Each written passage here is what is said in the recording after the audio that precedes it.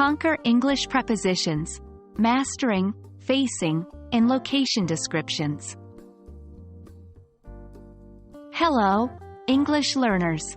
Today, we're diving deep into the wonderful world of prepositions of place. Specifically, we're focusing on the preposition, facing, used to describe something being in front of another. Are you ready? Let's get started.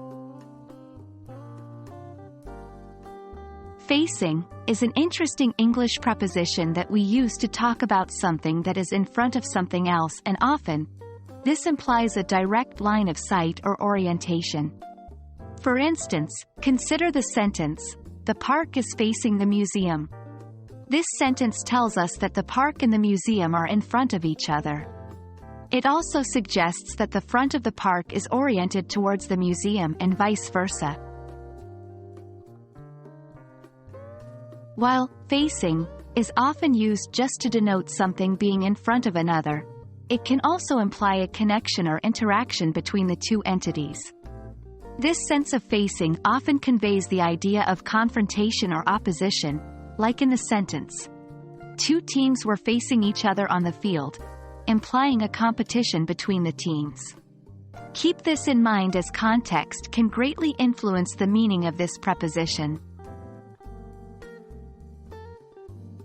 Let's check out some more examples to clarify how facing works as a preposition of place. 1. The statue is facing the town square. 2. The library is facing the post office. 3. The soldier is facing the flag. In each case, facing indicates the orientation of one object or location towards another. Now, let's practice using facing in sentences. For instance, try to describe the layout of your room using facing. Where is your bed facing?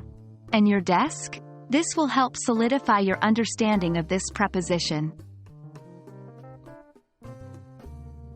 That wraps up our exploration of the preposition, facing, for describing locations. Remember, practice is key when it comes to mastering prepositions. So, keep practicing and soon you'll find yourself using facing effortlessly in your conversations. Until next time, happy learning!